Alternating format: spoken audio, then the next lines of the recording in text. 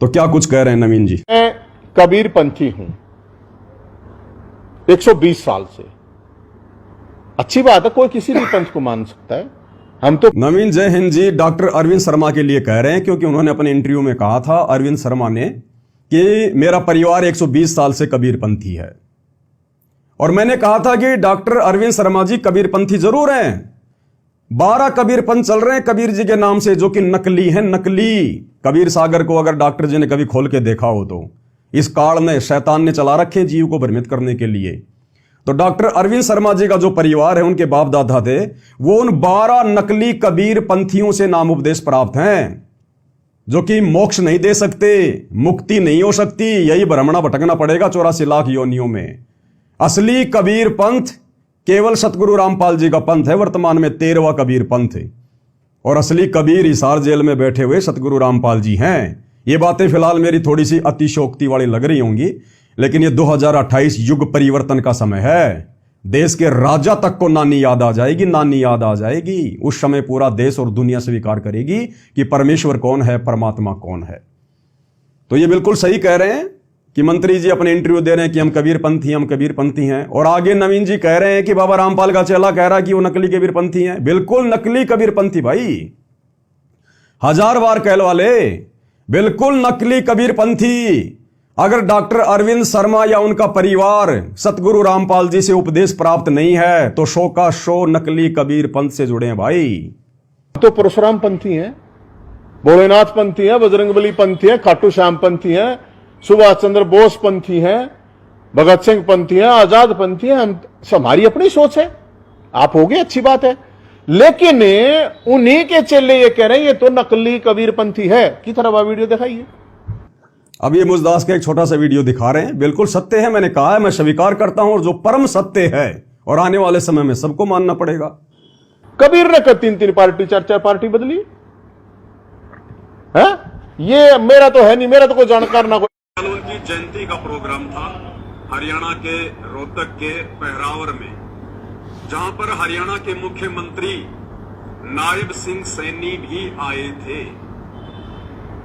और भाई और बहनों, हरियाणा रोडवेज बसें 1 नहीं, 2 नहीं, 3 नहीं, 7 नहीं, 700 हरियाणा के मुख्यमंत्री ने 700 बसें हरियाणा रोडवेज की सतलोक आश्रम हरियाणा में, सतलोक आश्रम धनाना में भेज दी। अब सोचिए कितना बड़ा एग्रीमेंट हुआ होगा। हरियाणा की बीजेपी सरकार, ये तो आपने सुन लिया होगा। मैं तो कह नहीं रहा, ये ना मेरा रिश्तेदार, ना मेरा जानकार, ना मैं किसको जानता पहचानता। तो अरे आ जाओ, बाबा जी तो जेल में है। तो क्या जेल से लाइव दर्शन करवाए गए या नहीं करवाए गए, ये भी सरकार को सोचना चाहिए।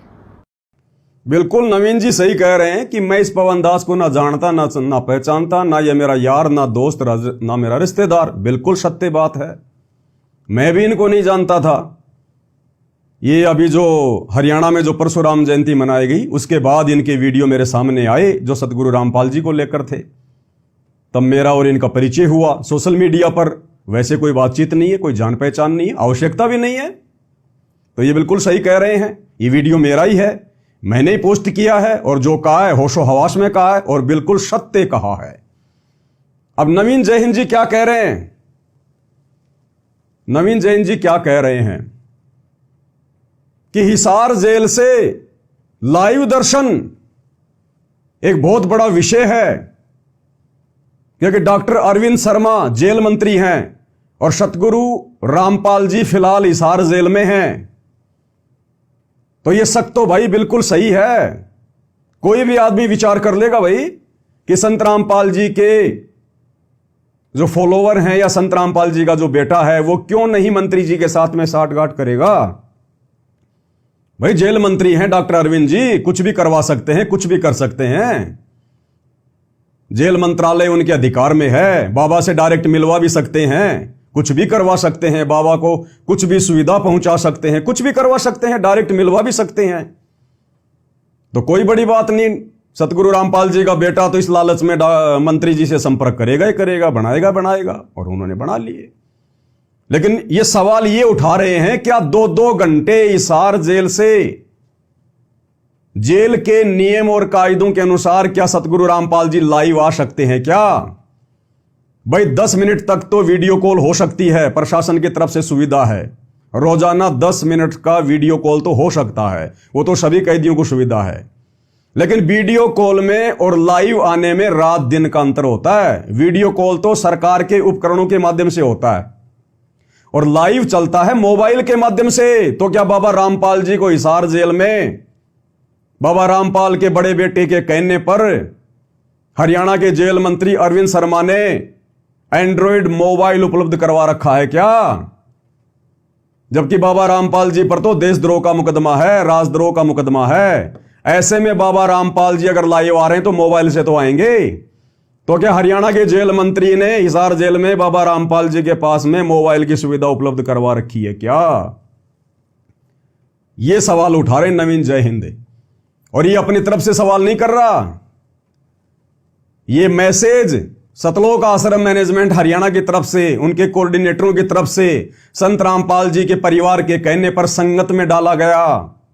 परशुराम जयंती के ठीक एक दिन पहले धोखे से संगत को आश्रम में जमा करने के लिए, और यह कहा गया कि आज 29 मई 2025 को शाम को 5 बजे से 7 बजे तक गुरुजी हिसार जेल से लाइव दर्शन देंगे 2 घंटे। अब ये कौन सा जेल का नियम है भाई? हां, अगर मंत्री जी की मेहरबानी से अगर ये लाइव चल जाए 2 घंटे तो बात अलग है, तो वो भी आपको प्रमाण दिखाएंगे।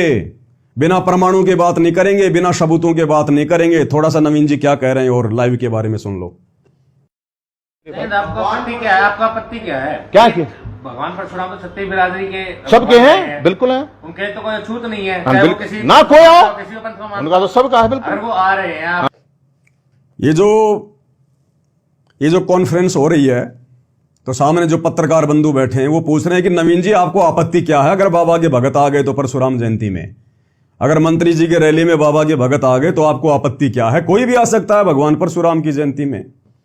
तो नवीन जी कह रहे हैं कि हाँ जी कोई भी आ सकता है, कोई दिक्कत नहीं है। तो नवीन जी तो कह सकते हैं ये बात, लेकिन बाबा रामपाल जी के भगत नहीं कह सकते, क्योंकि बाबा रामपाल जी का आदेश उनके भक्तों को नहीं है परशुराम की जयंती में जाने का।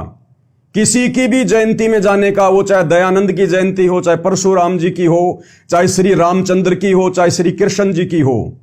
जो महापुरुष वर्तमान में इस धरती पर नहीं है, जो शरीर छोड़ के जा चुके हैं, जिनकी समाधियां बनी हुई हैं, उन समाधियों पर राजनीतियां हो रही हैं। राजनेता अपनी रोटियां सेक रहे हैं, अपना शवारश सिद्ध कर रहे हैं। सतगुरु रामपाल जी ने ऐसे किसी भी महापुरुष की जयंती पर, जन्मदिन पर, मरण दिन पर, समाधि पर, उनके भंडारे में जाने से बिल्कुल भी मना किया है, और किसी भी राजनीतिक रैली में शामिल होने के लिए भी स्पष्ट रूप से मना किया है।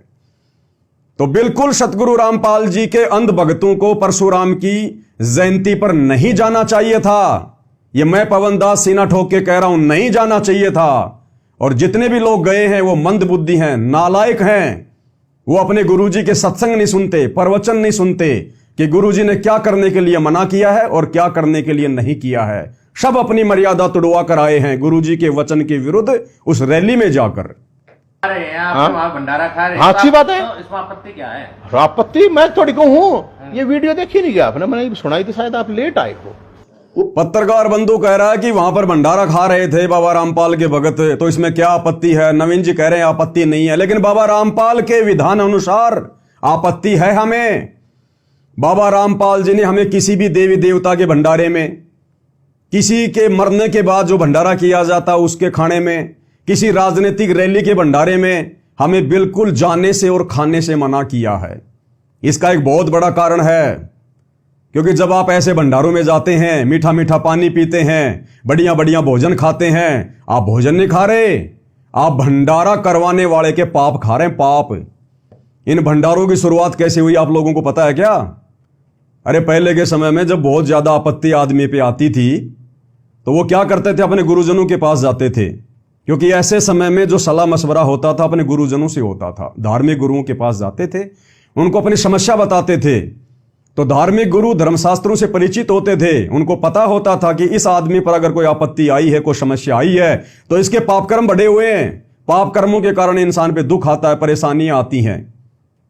तो वो उनको सलाह दिया करते थे कि आप भंडारा करो, भंडारा। ज्यादा से ज्यादा लोगों को भंडारे में इनवाइट करो। जितने ज्यादा लोग तुम्हारे पाप का अन्न खाएंगे उतना ही ज्यादा भार ये पाप तुम्हारे सिर से उतरेगा, क्योंकि खाने वाले उसी अनुपात में तेरे पाप बंटवारे, तेरे पाप। तो लोगों ने कहा जी भंडारा हम कैसे करें, हम लोग जो है किस नाम से करें? बोला देव देवताओं के नाम पे करो। आप जिसको अपना इष्ट मानते हो, जिसको आप पूजते हो, उसके नाम पे भंडारे करो। किसी ने हनुमान जी के नाम पे कर दिया, किसी ने श्याम जी के नाम पर कर दिया, किसी ने अपने दादा के नाम पर कर दिया, किसी ने किसी महापुरुष के नाम पर भंडारा रख दिया। और उनका मकसद क्या होता था? अपने पाप कर्मों को हल्का करना। आप जैसे देख रहे हैं बाबा श्याम जी के भंडारे में लोग जाते हैं, पैदल यात्रा में लोग जाते हैं। अरे एक आदमी तो घर से झंडा लेके पैदल जा रहा है, किस लिए? पुण्य प्राप्ति के लिए, ताकि मेरे कार्य सिद्ध हो जाएं, बाबा मेरे ऊपर मेहरबानी करे। और एक आदमी जा नहीं रहा, अपने घर के आगे टेंट लगा के भंडारा लगा रहा है। तो दोनों का मकसद क्या है? लाभ प्राप्त करना, पुण्य प्राप्त करना। तो जो आदमी भंडारा लगा रहा है, उस भंडारे में पैदल यात्रा में जाने वाला या गाड़ी में जाने वाला व्यक्ति जो भी खाएगा पिएगा, वो भक्ति क्या खाक करेगा? जो भी भक्ति वो कर रहा है, बाबा श्याम जी के निमित्त होकर जा रहा है, वो रास्ते में भंडारा खिलाने वाले लूट रहे हैं। तेरी सारी भक्ति तो वो भंडारा खिलाने वाले घर बैठे बैठे मुफ्त में लूट रहे हैं भंडारा लगा के। भाई फ्री में काम कौन करेगा? ये जो पृथ्वी लोक है ये स्वार्थियों का लोक है। मतलब के बिना कोई नहीं प्यारा, कोई पानी का गिलास भी नहीं पिलाता बिना मतलब के। यहां मतलब के बिना कोई नहीं प्यारा, जब तक बैल चले हड़िए में तब तक डाले चारा, और बुढ़ा हो तब नाथ काट दे वो घर घर लाठे खारिया। मतलब के बिना कोई नहीं प्यारा। इसलिए सतगुरु रामपाल जी अपने भक्तों को सलाह देते हैं कि आप लोगों ने किसी भी फ्री के भंडारे में ना तो खाना खाना है ना पानी पीना है, अन्यथा तुम उनके पाप कर्म बटाओगे और वो आपत्तियां तुम्हारे ऊपर आएंगी जिन आपत्तियों के निवारण के लिए वो भंडारे कर रहे हैं। इसलिए आध्यात्मिक ज्ञान होने के बाद व्यक्ति ऐसी गलती नहीं करेगा। आम सांसारिक व्यक्ति ये गलती कर सकता है, फ्री के भंडारों में मीठा पानी पी सकता है, भोजन खा सकता है, क्योंकि उसको ज्ञान नहीं है। लेकिन संत रामपाल जी भक्तों के लिए किसी के भंडारे में जाना, चाहे वो माता के नाम पे हो, चाहे बालाजी के नाम पे हो, चाहे श्री राम के नाम पे हो, आध्यात्मिक व्यक्तियों ने केवल अपने गुरु के बताए अनुसार भक्ति करनी पड़ती है। गुरु बिना मोक्ष नहीं हो सकता। श्री रामचंद्र जी ने भी गुरु बनाया वशिष्ठ को, श्री कृष्ण जी ने भी गुरु बनाया दुर्वासा ऋषि को। 33 करोड़ देवी देवता भी अपना गुरु बना के भक्ति करते हैं, बृहस्पति जी को। अरे और तो छोड़ो, राक्षस भी बिना गुरु के भक्ति नहीं करते। शुक्राचार्य को अपना जो है वो गुरु बना के रखा हुआ है। और हम 2 कोटि के जीव बिना गुरु बनाए भक्ति करके भंडारे करके मोक्ष प्राप्त कर लेंगे। यही 84 लाख योनियों में गधे कुत्ते बन के घूमेंगे। तो इस भंडारे में जाने से संत रामपाल जी के भक्तों को ऑब्जेक्शन होना चाहिए था, लेकिन उन्होंने सतगुरु रामपाल जी के प्रवचन ढंग से नहीं सुने और खा गए मार, अपनी मर्यादा तुड़वा के आ गए।